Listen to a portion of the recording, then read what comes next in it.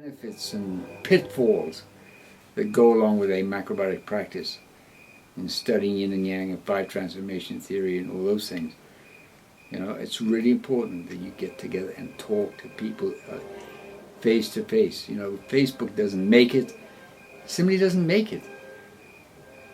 You know, I have a Facebook page, but as far as having a real serious in-depth discussion, there's only one way to do it, and that is to talk to people who are in front of you.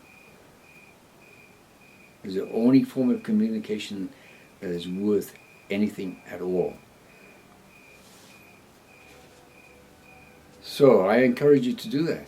You know, just go to your local natural food store and put up a bulletin there. Interested in macrobiotics? Anybody doing potlucks or cooking classes or holding talks by teachers and whatnot? Do that in your local backyard. All right, now we turn again to the major subject of the threefold commonwealth, because all these symptoms that I'm talking about, the symptoms of the 9/11, the Ukraine fiasco, the ISIS thing, the Ebola thing, all this stuff are the symptoms of a diseased social organism. And the whole purpose of the threefold commonwealth is to create a healthy social organism.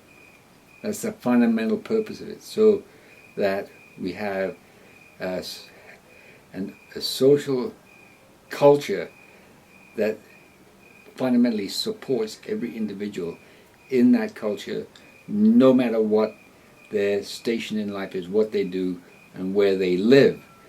None of this 1%, 90%, inequalities. That's not what it's to do away with that. Totally.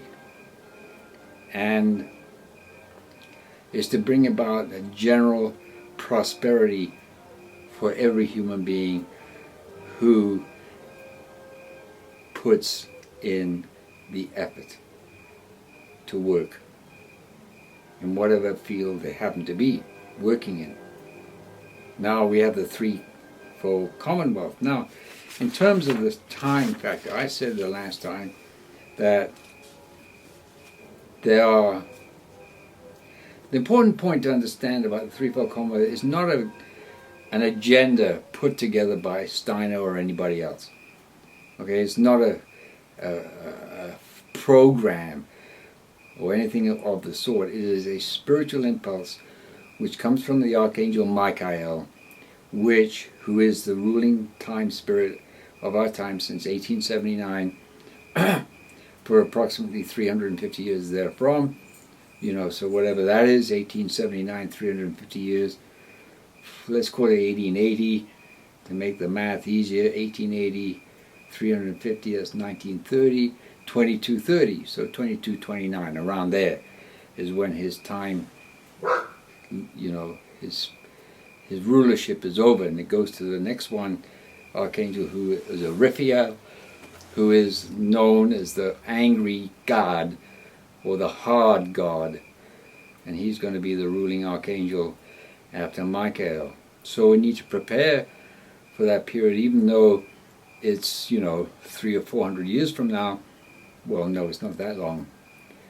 It's 1879, 1979, 2014, 135. So we've still got 215 years.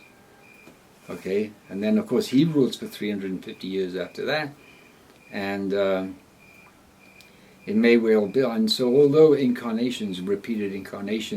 repeated Earth lives take place roughly every 100 years on average, from the time we pass through the gate of death to the time we of our rebirth in our next incarnation, the average time is 100 years, 1,000 years rather, but it may be accelerated, so that we come into our next incarnation during Raphael's rulership as the Time Lord.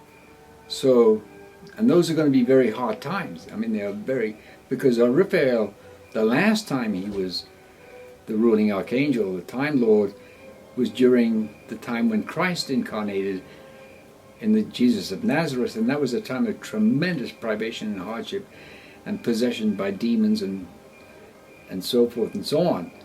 And so we can expect that to be similar when Raphael's next incarnation rulership takes place, beginning after Michael's.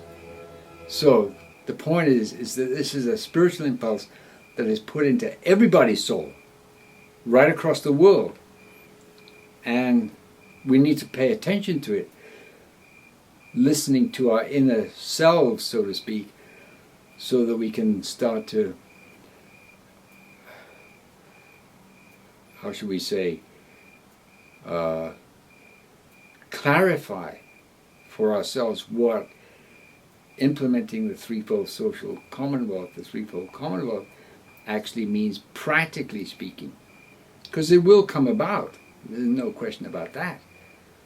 You know, but it's not going to take place overnight, because these impulses are working into the human soul gradually, beginning now with the cultural sphere being the first to be implemented. Now, I did say last time that they're going to be done separately, but although the impulses are separate from one another, they come in from, in the case of the cultural sphere, from the angelic, the realm of the angeloi, and in the case of the governmental sphere, from the realm of the archangels, and in the case of the economic sphere, from the realm of the archai, the time spirits.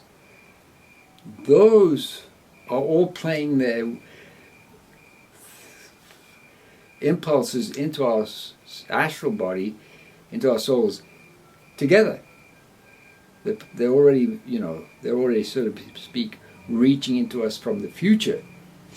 So all these impulses are coming in, but in terms of practically implementing them, the first one to implement and put into place is the cultural sphere, which, as I have said, is the and all these three spheres, the governmental, the economic, and the cultural sphere, have their own administration with their own regulatory bodies, working independently of one another, even as they cooperate, much like our head nervous system, central nervous system organization, and our lungs and heart and the rhythm, the circulation of the blood, and the digestive metabolic limb system. They all operate independently of one another, but they cooperate in order to make a healthy, they're supposed to cooperate in the case of a healthy human being, physically, emotionally, mentally, and spiritually. So this is to be the case with the threefold commonwealth. So the cultural sphere, with its own administration and own regulatory bodies, will administer the cultural sphere, which will be independent of, and of which the government cannot interfere whatsoever, and neither can the economic sphere, other than the economic sphere supports the cultural sphere, because the cultural sphere is education, art, and the sciences, the religious life, spiritual life, and the judiciary. So, and those, they all have to live.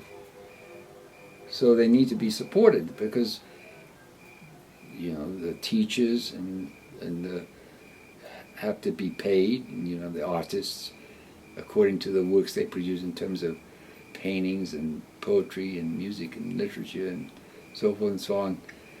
They need to be supported. So the economic sphere will have to do that, as well as will have to support the governmental sphere, because the governmental sphere doesn't produce anything either. So all these things are very complex and need to be worked out thoroughly and pragmatically, so that they can be implemented in the proper way. And when we are talking about the cultural sphere, that's the one needs to be in place by the end of the 5th post-Atlantean culture, which began in 1413 AD and ends 2,160 years later. So whatever 1413 is plus 2,160, that's by that year, or approximately around that time, the cultural sphere should be fully set up and independently managed and administered and regulated without any government interference. That's the first step. Then the governmental sphere is the next in line, the life of rights and justice, and the whole sole purpose of government is to ensure that the relationships between one human being and another are fair and just. That's what its job is. Government. That's the only job it has, to make sure that there's a level playing field, and of course no centrally planned economy. I mean, we're going to have to decentralize, obviously. So I mean, that's a major thing. I mean, that's huge, to decentralize and not have a state, a capital, a nation's capital. No, that's got to go by the wayside. I mean, that's a historical artifact, and that has to go. So I'm going to discuss these in more detail over the course of time. As if things come up, I'll have to interject because it is called the Mobuku Chronicles, so I'm supposed to be chronicling, at least to some degree, what's happening in the world around us, so that we pay attention and don't fall asleep at the wheel and pretend that everything is okay, because everything, well, it's not normal. We're never going to go back to what is normal, and not going to happen. We are being asked to wake up spiritually. I mean, that's really what